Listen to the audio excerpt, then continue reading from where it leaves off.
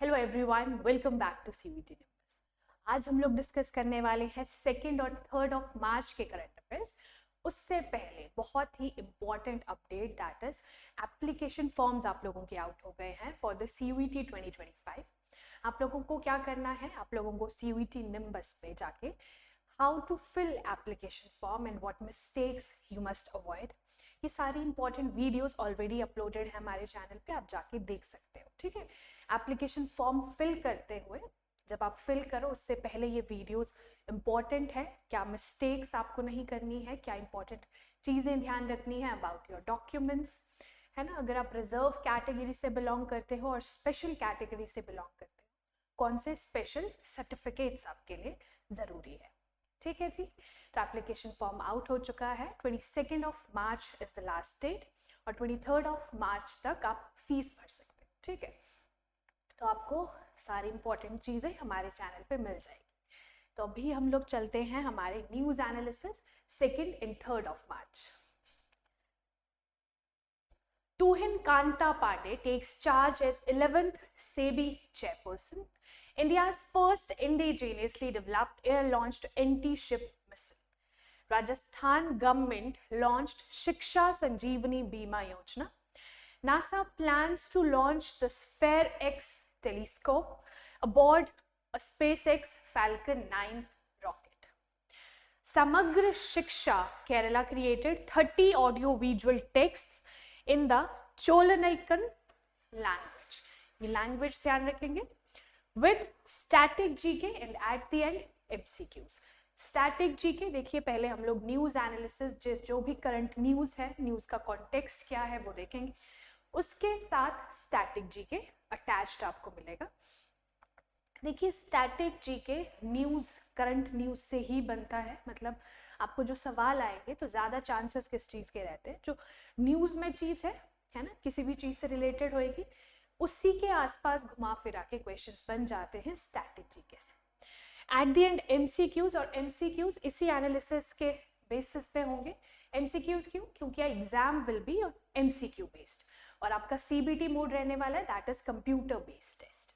ठीक है, तो इंपॉर्टेंट चीजें ध्यान रखेंगे, एमसीक्यूज जरूर सॉल्व कीजिए, पहले पूरा एनालिसिस देखिए। चलिए, पहले हमारे लास्ट क्लास का सवाल देख लेंगे। Name the channel between UK and France. तो यूके किसी कारण से न्यूज में था, हमने लास्ट क्लास में देखा था, है ना। तो आपको क्या करना है, इंग्लैंड की एक river was in news, that is Thames river. तो उससे रिलेटेड स्टैटिक पोर्शन में हम लोगों ने देखा था कि यूके और फ्रांस के बीच में एक चैनल आता है। आपसे मैंने उसी के बेसिस पे एक सवाल पूछा था, it was your homework question, जिसका जवाब आपको कॉमेंट सेक्शन में देना था। तो हम देखेंगे कौन सा चैनल है यूके और फ्रांस के बीच में। ये देखिए, ये आएगा वर्ल्ड मैप, है ना। वर्ल्ड मैप पे यहाँ पे लाई कर रहा है यूके, नॉर्दर्न हेमिस्फीयर में यूरोप में आता है यूके, है ना, यूनाइटेड किंगडम, और दिस एरिया इज फ्रांस। ठीक है जी, ये है फ्रांस। अगर आप एक जूम्ड इन मैप देखोगे, ये दिस मैप, यहाँ पे आपको थेम्स रिवर दिखेगी जो कि यूके में लाई कर रही है ना, इंग्लैंड में, सदर्न इंग्लैंड में। This whole portion is UK.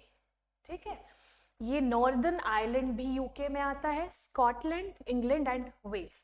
तो बेसिकली यूके जो है, बहुत सारे बच्चों को नहीं पता चलता है कि यूके और इंग्लैंड में डिफरेंस क्या है। वो यूके को ही इंग्लैंड मान लेते हैं, बट ऐसा नहीं है। यूके 4 स्टेट्स में डिवाइडेड है। ठीक है, 4 स्टेट्स में कौन कौन से? नॉर्दर्न आयरलैंड फर्स्ट, ठीक है, ध्यान रखेंगे। Second one is Scotland, third is England और फोर्थ इज वेल्स। तो England is a part of UK. England और यूके आर नॉट इक्वल, है ना। England is a part of UK और यूके में इन टोटल 4 स्टेट्स आते हैं, northern Ireland, Scotland, England and Wales. हमने इंग्लैंड में देखा था, सदर्न इंग्लैंड में थेम्स रिवर लाई करती है। ठीक है, ये न्यूज का कॉन्टेक्स्ट था, ये लास्ट क्लास का है, अगर आपने नहीं देखा है डेली करंट अफेयर्स वाला वीडियो, हमारा लास्ट वीडियो, तो अब वो जाके देख सकते हैं ना, इन केस अगर वो स्किप हो गया हो तो इम्पॉर्टेंट वीडियो था वो देखिए। चलिए, तो अब इसके नीचे देखिए, ये जो चैनल है, this is English channel between France and UK. ठीक है, ये देखो, ये है यूके, ये है फ्रांस, और इन दोनों के बीच में there is a channel that is English channel. ध्यान रखेंगे ना, भूलेंगे नहीं। मैप वर्क इसीलिए इंपॉर्टेंट है, मैप से क्या होता है ना, एक माइंड मैप अच्छा बन जाता है, दिमाग में इमेज क्रिएट हो जाती है। ठीक है, अच्छा, ऊपर यूके था, उसके नीचे फ्रांस, बीच में there was a channel that is English channel. चलिए, पहले न्यूज एनालिसिस पे आते हैं। Tuhin Kanta Pandey takes charge as 11th SEBI chairperson. तो ये है न्यूज का context. Tuhin Kanta Pandey assumed charge as 11th chairperson of Capital Markets Regulator SEBI on Saturday. तो ध्यान रखेंगे, डायरेक्ट सवाल बन सकता है, who has been appointed as SEBI's chairperson. तो your answer will be तुहिन कांता पांडे, और ये 11th chairperson अपॉइंट हुए हैं इन द सीरीज 11, है ना, 11वें chairperson. Pandey, a career bureaucrat who was serving as the finance secretary till now, तो अभी तक क्या थे ये, finance secretary रहे हैं, appointed for the term of 3 years. तो आपको ये ध्यान रखना है, सेबी के जो भी चेयरपर्सन अपॉइंट होते हैं कितने साल के लिए होते हैं, 3 years. ठीक है, कोई भी न्यूज है, हमको न्यूज का पता होना चाहिए। ठीक है, न्यूज, उसके साथ साथ स्टैटिक पोर्शन से हम कैसे रिलेट कर सकते हैं, दैट इज वेरी इंपॉर्टेंट, है ना। पढ़ना है, अगर if you are investing your time तो उसको अच्छे से यूटिलाइज करो। SEBI, what is SEBI? Securities and exchange board of India, है ना। ये है तुहिन कांता पांडे, जो कि सेबी के 11th चेयरपर्सन अपॉइंट हुए हैं, ध्यान रखेंगे। And what is SEBI? SEBI is securities and exchange board of India. ये करता क्या है? कैपिटल मार्केट्स को रेगुलेट करता है, भारतीय प्रतिभूति और विनिमय बोर्ड। ठीक है जी, तो ध्यान रखेंगे, ये है न्यूज का कॉन्टेक्स्ट, जो भी स्टैटिक जीके था यहां से मैंने आपको बता दिया। इसके आगे हम लोग देखेंगे अबाउट सेबी, है ना, securities and exchange board of India के बारे में जो भी इंपॉर्टेंट फैक्ट्स आपको पता होने चाहिए, सारे के सारे मैंने यहाँ पे लिख दिए हैं। कब स्टेब्लिश हुआ था? Number 1, 1988 as a non statutory body. मैं काफी बार आपको बता चुकी हूँ statutory body and non statutory body के बीच में डिफरेंस। स्टैट्यूटरी बॉडीज क्या होती हैं? They are formed by a specific law, कोई ना कोई लॉ पास होता है ना, वो एक्ट बनता है, उसके बेसिस पे एक स्टैट्यूटरी बॉडी एस्टेब्लिश होती है, पार्लियामेंट में लॉ पास होता है to form an act. Non statutory body इसका बिल्कुल उल्टा, है ना। तो ध्यान रखेंगे, एस्टेब्लिश हुआ था in 1988 as non statutory body, लेकिन ये स्टैट्यूटरी बॉडी कब बना? In 1992। Headquarters are in Mumbai, Maharashtra, regional offices in New Delhi, Kolkata, Chennai and Ahmedabad. तो इसके 1, 2, 3 एंड 4 रीजनल ऑफिस है, ध्यान रखेंगे। सेबी के 4 रीजनल ऑफिस है ऑल ओवर द इंडिया। कहाँ पे? न्यू दिल्ली में, कोलकाता, चेन्नई एंड अहमदाबाद। तो ये आप देख सकते हो, अगर आप न्यू दिल्ली देखो तो नॉर्थ में आ जाते हैं New Delhi, Kolkata in the east, Chennai in the south and Ahmedabad in the west. तो आप चारों डायरेक्शन में ये इसके रीजनल ऑफिसेस देख सकते हो, है ना। और headquarters are in Mumbai, Maharashtra, यहाँ कहीं पे लाई करेगा मुंबई, महाराष्ट्र, अगर आप ये मैप इमेजिन करो इंडिया का। Functions include regulating, promoting and protecting the securities market. Securities market को रेगुलेट करना, प्रमोट करना एंड प्रोटेक्ट करना is the major function of SEBI. SEBI ध्यान रखेंगे, securities and exchange board of India कब establish हुआ था, स्टैट्यूटरी बॉडी कब बना, हेडक्वार्टर्स कहाँ पे है, 4 रीजनल ऑफिसेज है, कहाँ पे है। ठीक है जी। अगर आपको छोटे छोटे पॉइंटर्स नोट करने हैं तो आप कर सकते हो, एल्स आपको इसका पीडीएफ नोट्स मिल जाएंगे हमारे टेलीग्राम चैनल पे, और टेलीग्राम चैनल को आपको फॉलो करना है CUET निम्बस, लिंक मैं डिस्क्रिप्शन बॉक्स में चलिए, India's first indigenously developed air launched anti ship missile. तो यहाँ पे एंटी शिप मिसाइल के बारे में बात हुई है, जो कि इंडिया की पहली indigenously developed air launched anti ship missile है। ठीक है जी, इसका नाम क्या है? NASMSR, India's first indigenously developed air-launched anti-ship missile with the sea skimming capability। ये है करंट न्यूज, है ना, यहाँ से डायरेक्ट क्वेश्चन बन सकता है that what is NASMSR? It is India's first indigenously developed air-launched anti-ship missile. Indian Navy and DRDO successfully tested the naval anti-ship missile short range। ठीक है, what is NASMSR? It is Naval Anti-Ship Missile Short Range। ये ध्यान रखेंगे। Recently Indian navy और DRDO ने मिलके इसको successfully test किया है। ठीक है, The missile was launched from the India's Navy Sea-King Mk-42B helicopter at the integrated test range in Chandipur, Orissa. तो उड़ीसा से ये टेस्ट हुआ है, ये आप देख सकते हो। इंडियन नेवी और DRDO ने मिलके ये टेस्ट किया है, सक्सेसफुल टेस्ट। ये आपको मिसाइल देखने को मिलेगी। ठीक है, आपको नाम ध्यान रखना है इस मिसाइल का, NASMSR। यहाँ पे छोटा सा लिखा भी अगर आप देख सको, है ना, NASMSR, that is naval anti ship missile short range. ध्यान रखेंगे। चलिए, अगर हम यहाँ पे कुछ स्टैटिक पोर्शन इस न्यूज से निकाले तो हमें क्या मिलता है? DRDO। ठीक है, DRDO के बारे में हम कुछ फैक्ट्स देख लेंगे। DRDO is defence research and development organisation. किस मिनिस्ट्री के अंदर आती है? मिनिस्ट्री ऑफ डिफेंस के अंदर आती है। ठीक है, DRDO defence research and development organisation comes under ministry of defence. ठीक है, एस्टेब्लिश हुआ था in 1958। Headquarters are in New Delhi. ध्यान रखेंगे। ठीक है, और मिनिस्ट्री इज वेरी इंपॉर्टेंट।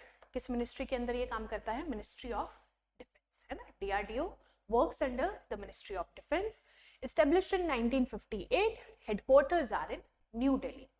इसका एक पर्टिकुलर मोटो है, ये मोटो आप ध्यान रखोगे, है ना। आ सकता है क्वेश्चन कि ये पर्टिकुलर मोटो आपको दे दिया क्वेश्चन में, किस ऑर्गेनाइजेशन का मोटो है इंडिया की। सो मोटो इज बालस्य मूलम विज्ञानम, जिसका मतलब है the source of strength is science, drive the nation in peace and war. ध्यान रखेंगे। ठीक है, बालस्य मूलम विज्ञानम। तो DRDO के बारे में जितनी भी इंपॉर्टेंट चीजें थी वो मैं आपको यहाँ पे बता चुकी। इसको डाउनलोड कहाँ से करना है आपको? PDF हमारे टेलीग्राम चैनल से, और टेलीग्राम चैनल को फॉलो भी करना है। ठीक है, नेक्स्ट न्यूज पे आते हैं, that is Rajasthan government launched शिक्षा संजीवनी बीमा योजना। तो ये राजस्थान है ना, राजस्थान स्टेट को बिलोंग कर रही है ये गवर्नमेंट स्कीम, शिक्षा संजीवनी बीमा योजना। तो हम देखेंगे किससे रिलेटेड है। ठीक है, राजस्थान गवर्नमेंट लॉन्च द शिक्षा Sanjeevani Bima Yojana to provide accidental insurance to school children. School children से रिलेटेड ये है, तो आप ध्यान रखोगे। राजस्थान गवर्नमेंट ने लॉन्च करी है, नाम क्या है? शिक्षा संजीवनी बीमा योजना। जो भी एक्सीडेंट होता है इन केस स्कूल चिल्ड्रन के साथ, तो उसके लिए एक इंश्योरेंस स्कीम है। ठीक है, insurance scheme to school children by the Rajasthan government, जिसका नाम है शिक्षा संजीवनी बीमा योजना। ठीक है, ध्यान रखेंगे, सिंपल सी चीज है, यहाँ से सवाल बन सकता है। Government schemes are very important. It offers personal accident insurance coverage of 1 lakh to 1.3 lakh for children and parents in state government schools। तो ये children और parents के लिए है, जितने भी state government के schools हैं, गवर्नमेंट के अंदर जितने भी schools आते हैं राजस्थान में, उन सभी schools के लिए ये है। State Education and Panchayati Raj minister Madan Dilawar launch the scheme at residency school Udaipur. तो फिलहाल क्या है? फिलहाल ये उदयपुर के अंदर जितने भी स्कूल्स आते हैं उन सारे स्कूल्स में ये लागू होगी। उसके बाद राजस्थान के अलग अलग डिस्ट्रिक्ट्स में इसको लागू किया जाएगा। तो फिलहाल आपको उदयपुर ध्यान रखना है, उदयपुर, और ये लॉन्च हुआ है from residency school Udaipur. Scheme will be gradually expanded to all the schools in Rajasthan, benefiting around 1 crore students. तो फिलहाल उदयपुर के स्कूल्स के लिए है, स्कूल के बच्चों के लिए है ना. Accidental insurance to school children Rajasthan से रिलेटेड है, राजस्थान के उदयपुर से रिलेटेड है. शिक्षा संजीवनी बीमा योजना ध्यान रखेंगे. राजस्थान शिक्षा संजीवनी इंश्योरेंस स्कीम है ना, ये भी आप ध्यान रख सकते हो, तो आपको बिल्कुल पता चल जाएगा कि इंश्योरेंस स्कीम. ये देखिए, अब हम राजस्थान के उदयपुर को मैप में देखिए, वेरी इंपॉर्टेंट. ये है इंडिया का मैप, सामने आपको दिख रहा है. अगर आप नॉर्थ वेस्ट डायरेक्शन में जाओगे ना, this is north, this is east, this is west direction and this is south direction. तो ये कौन सी डायरेक्शन हुई? North west. ठीक है, हम इसको नॉर्थ वेस्ट बोलते हैं. North west, this is north east, this is south east and this is south west. तो ये डायरेक्शंस ध्यान रखनी है, फिर आपको अपने आप पता चल जाएगा कि आप किस डायरेक्शन की बात कर रहे हो. ठीक है, तो नॉर्थ वेस्ट में है राजस्थान, दिस इज राजस्थान. यहाँ पे आपको साउथ में देखने को मिलेगा उदयपुर. तो उदयपुर से ये स्कीम लॉन्च हुई है, ध्यान रखेंगे. अगर हम राजस्थान के आसपास कुछ स्टेट्स देखें, इसके बॉर्डरिंग स्टेट्स, कौन कौन से स्टेट्स आपको देखने को मिलेंगे? ये देखिए, यहाँ पे आपको दिखेगा पंजाब, हियर इज हरियाणा, इधर आ जाएगा यूपी, इधर आएगा मध्य प्रदेश, इधर आएगा गुजरात है ना, यहाँ पे गुजरात लिखा है ऑलरेडी. और इसका बॉर्डर ये शेयर कर रहा है to the west with Pakistan. ठीक है, पाकिस्तान से ये बॉर्डर शेयर कर रहा है टू द वेस्ट. तो ये मैप वर्क बड़ा ही इंपॉर्टेंट रहता है, आप डेली प्रैक्टिस करोगे तो अपने आप इसमें एक्सपर्टीज हो जाएगी. ठीक है, चलिए. NASA plans to launch the SPHEREX telescope aboard of SpaceX Falcon 9 rocket. तो ये नासा का एक SPHEREX टेलीस्कोप है ना, ये न्यूज में है तो ध्यान रखेंगे. Plans to launch the SPHEREX telescope aboard SpaceX Falcon 9 rocket from Vandenberg Space Force Base, California से ये लॉन्च करने वाला है SPHEREX टेलीस्कोप. ये इंपॉर्टेंट क्यों है? पहले तो SPHEREX देखिए है क्या. Spectrophotometer for the history of the universe, epoch of reionization and ices explorer. तो बेसिक चीज क्या ध्यान रखेंगे? History of universe, this is important है ना. किससे रिलेटेड है? हिस्ट्री ऑफ यूनिवर्स को ये स्टडी करने वाला है, इसलिए this telescope is very important and is a 2-year mission. ये पूरे 2 साल का मिशन है नासा का. It will study cosmic inflation which occurred 14 billion years ago when the universe expanded faster than light. यहाँ पे एक टर्म है that is cosmic inflation. देखिए cosmic inflation क्या होता है? Cosmic inflation was that time जब यूनिवर्स सबसे ज्यादा एक्सपैंड कर रहा था.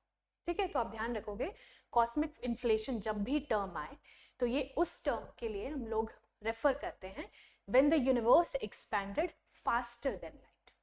ठीक है, बहुत ही ज्यादा स्पीड से जब यूनिवर्स ने एक्सपैंड किया, दैट इज कॉस्मिक इन्फ्लेशन.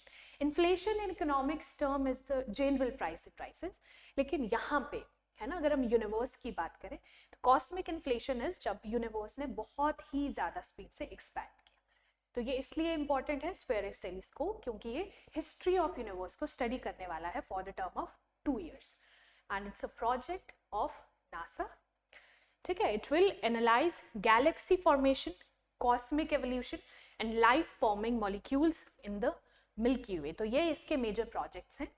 क्या क्या करेगा? गैलेक्सी फॉर्म कैसे हुई, कॉस्मिक एवोल्यूशन या फिर कॉस्मिक इन्फ्लेशन को ये स्टडी करेगा and life forming molecules in the Milky way. Life actually I कैसे है ना, लाइफ बनी कैसे, लाइफ फॉर्मिंग मॉलिक्यूल्स. बड़ा ही इंटरेस्टिंग ये इनका मिशन रहने वाला है पूरे 2 साल के लिए. अभी तो ये they are just planning to launch it. आपको ध्यान रखना है SPHEREX टेलीस्कोप नासा का है ना, नासा का एक मिशन है. चलिए कुछ फैक्ट्स हम लोग देख लेंगे नासा के बारे में। किसी भी करंट न्यूज से, देखिए कोई भी करंट न्यूज हो उसमें से हम लोगों को स्टैटिक पोर्शन एक्सट्रैक्ट करना होता है, बहुत ज़्यादा इंपॉर्टेंट रहता है ना, क्योंकि करंट से इनकेस अगर डायरेक्ट सवाल नहीं बना तो वो घुमा फिरा के स्टैटिक पोर्शन से पूछ लेते हैं। इसीलिए करंट न्यूज पढ़ना इज वेरी इंपॉर्टेंट। आपको एक स्टोरी पता होनी चाहिए किसी भी बैकग्राउंड से, ठीक है। तो चलिए यहाँ पे हम लोग नासा के बारे में देख लेंगे। NASA stand for national aeronautics and space administration, पहली इंपॉर्टेंट चीज, ठीक है। National aeronautics and space administration establish कब हुआ था? अक्टूबर 1, 1958। 1958 ईयर आपको ध्यान रखना है। अगर आप डेट और मंथ भी याद रख सको दैट इज मोर गुड, है ना, ज्यादा अच्छा। लेकिन आपको ये ईयर तो बिल्कुल भी नहीं भूलना है। 1958 NASA, NASA stand for national aeronautics and space administration. अगर हम नासा के कुछ इंपॉर्टेंट मिशंस देखें तो उसमें से एक बहुत इंपॉर्टेंट मिशन है दैट इज अपोलो 11। इसमें हुआ क्या था? It mark the first time that humans landed on the moon in 1969। तो ये बड़ा ही इंटरेस्टिंग और इम्पॉर्टेंट मिशन था, है ना। इन द 1969 पहली बार ह्यूमंस लैंड करे थे ऑन द मून, है ना, अपोलो 11। तो ऐसे ही काफी सारे इंपॉर्टेंट मिशंस रहे हैं नासा के। नासा है क्या? यूएसए की बहुत ही इंपॉर्टेंट ऑर्गेनाइजेशन है which is related to the space research. जैसे कि इंडिया में इसरो है वैसे ही यूएसए में नासा है, ठीक है। चलिए यहाँ से आपको एक सवाल का जवाब देना है। अगर मैं इसरो की बात करती हूँ तो आपको इसरो की एस्टेब्लिशमेंट डेट बतानी है, ठीक है। व्हेन वाज इसरो एस्टेब्लिश्ड, ठीक है। एस्टेब्लिश कब हुआ था इसरो, तो आपको कमेंट सेक्शन में जरूर बताना है। Samagra Shiksha Kerala created 30 audio visual text in the Cholanaikkan language. ये एक लैंग्वेज है ना, ट्राइबल पीपल की लैंग्वेज है, इंपॉर्टेंट लैंग्वेज। इसमें क्या है, न्यूज का कॉन्टेक्स्ट क्या है? दैट इज समग्र शिक्षा केरला। इन्होंने क्रिएट किया है 30 audio visual text in the Cholanaikkan language to educate a bedridden girl from the tribe. तो ये ट्राइब है ना, इनकी लैंग्वेज है चोलनैकन, ठीक है। लैंग्वेज भी यही है, ट्राइब का नाम भी यही है। चोलनैकन ट्राइब के बारे में हम लोग इंपॉर्टेंट फैक्ट्स देख लेंगे। ये है न्यूज, ठीक है। यहाँ पे न्यूज में क्या है? Cholanaikkan language and Cholanaikkan tribe. Cholonakan tribe is a diminishing and isolated community with less than 400 members. बहुत ही कम members इसमें हैं, 400 से भी कम members आपको देखने को मिलेंगे इन Cholonakan tribe। कहाँ को belong करती है, किस जगह को belong करती है? Karulai and Chungathra forest ranges of the Western Ghats in the Nilambur Malappuram district Kerala. तो यहाँ से आपको क्या ध्यान रखना है? अगर ये केरला है, ठीक है, यहाँ पे आपको केरला देखने को मिलेगा। केरला के these are the Western Ghats, है ना, ये वेस्टर्न घाट्स हैं।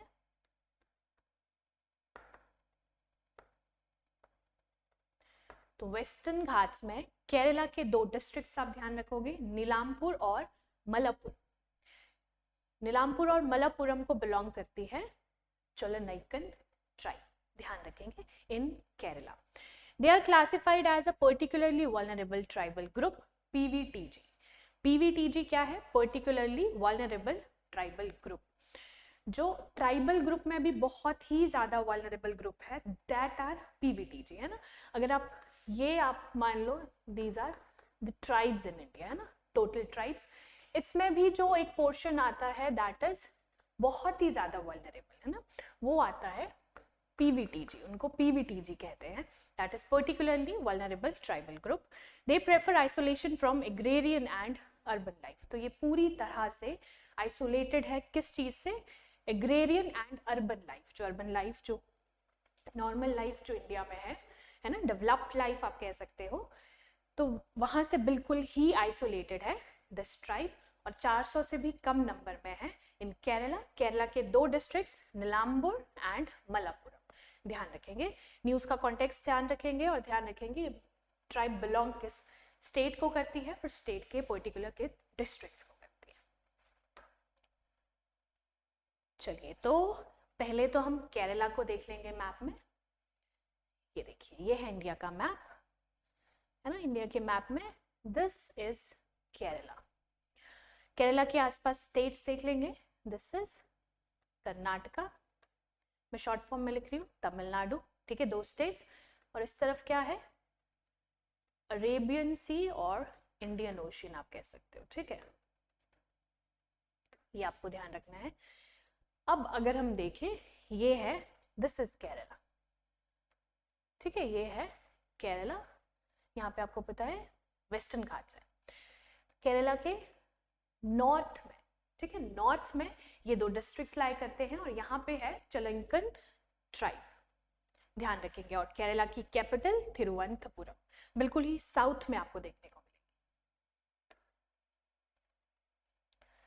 चलिए, यहाँ से एक इम्पॉर्टेंट जो फैक्ट हम लोग निकाल सकते हैं, दैट इज पीवीटीजी। मैंने आपको बताया पीवीटीजी, तो पीवीटीजी के कुछ ग्रुप्स, इसके बारे में पहले हम लोग कुछ देख लेंगे। Are category of scheduled tribes that are more vulnerable than other scheduled tribes. तो ये ऐसी कैटेगरी होती है शेड्यूल्ड ट्राइब्स की, एसटीज की, जो कि बहुत ही ज़्यादा वल्नरेबल है।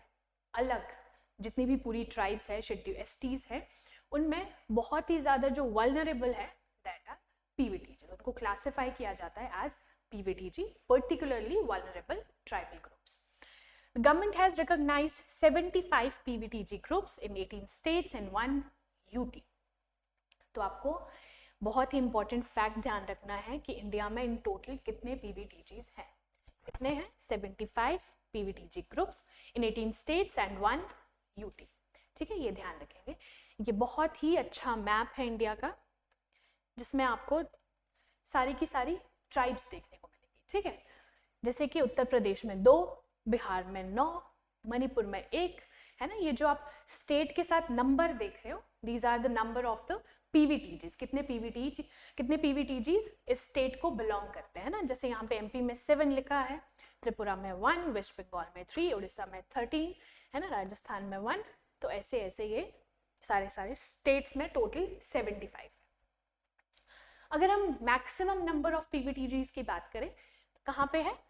उड़ीसा में आपको देखने को मिलेगा। नंबर 1 पे इज उड़ीसा। इसकी भी कुछ ट्राइब्स मैं आपको बता देती हूँ पीवीटीजीज, जैसे कि बोडो ट्राइब, बोंडो ट्राइब, है ना, बिरहोर है, कुटिया है, खरियाज है, ठीक है, चुक्तिया, भुंजिया। तो ये कुछ पीवीटीजीज ग्रुप है जो कि बिलोंग करते हैं उड़ीसा को। उड़ीसा में maximum number of tribal groups हैं, दैट आर 13 पीवीटीजीज की बात हो रही है, ठीक है। फिर दूसरे नंबर पे आता है आंध्रा। आंध्रा में बोडो आपको देखने को मिलेगा, देन कुटिया खोंड देखने को मिलेगा, सवारस, ठीक है। ऐसे ऐसे अलग अलग पीवीटीजीज आपको देखने को मिलेंगे। और आंध्रा में इन टोटल कितने हैं? यहाँ पे आपको आंध्रा देखने को मिलेगा 12, ठीक है। Second highest, first highest are in Orissa with 13, और आंध्रा में आपको 12 देखने को मिलेंगे। उसके बाद है बिहार और झारखंड, जिसमें कितने हैं? 9, ठीक है। तो ये आपको इंपॉर्टेंट चीज है, ये ध्यान रखनी है अबाउट पीवीटीजीज। ये देखो बहुत ही अच्छा मैप है, आप इसको अच्छे से देखिए। मैक्सिमम नंबर और मिनिमम नंबर भी ध्यान रखना है, ठीक है। चलिए, तो ये था हमारा आज का सेशन। अब आते हैं most important part, that is MCQs. पूरा एनालिसिस आपने अच्छे से देख लिया, अब एमसीक्यूज तो आप वैसे ही सॉल्व कर जाओगे, ठीक है। What is the name of India's first indigenously developed air-launched anti-ship missile system recently tested by DRDO? Options है आपके पास A, B, C, D. So correct answer is naval anti-ship missile. ठीक है, B is correct answer. Which state government has launched Shiksha Sanjeevani Bima Yojana to provide accidental insurance to school children? आपने बहुत ही अच्छे से देखा है, map में भी देखा है, और उसके कुछ इंपॉर्टेंट डिस्ट्रिक्ट था जहाँ से ये लॉन्च की गई है, वो आप कमेंट सेक्शन में बताओ, ठीक है। So correct answer is Rajasthan. Rajasthan का आपको डिस्ट्रिक्ट बताना है जहाँ से ये पर्टिकुलर स्कीम, दैट इज शिक्षा संजीवनी बीमा योजना, लॉन्च की गई है। SPHEREx telescope is an initiative of which space organization, कौन से स्पेस ऑर्गेनाइजेशन का ये एक इनिशिएटिव है? So A B C D are the options, आपको सही आंसर मार्क करना है. So correct answer is D, NASA, है ना, नासा. और यहाँ से जब मैं एक्सप्लेन कर रही थी तो यहाँ से मैंने एक चीज आपसे पूछी, आपको बताना है इसरो की एस्टेब्लिशमेंट डेट. ठीक है, एस्टेब्लिशमेंट ईयर आपको बताना है इसरो का. Cholanaikkan tribe is primarily found in which state, कौन से स्टेट में चोलानाइकन ट्राइब पाई जाती है? तो 4 ऑप्शन है. Correct answer is Kerala. ठीक है, ए इज करेक्ट आंसर.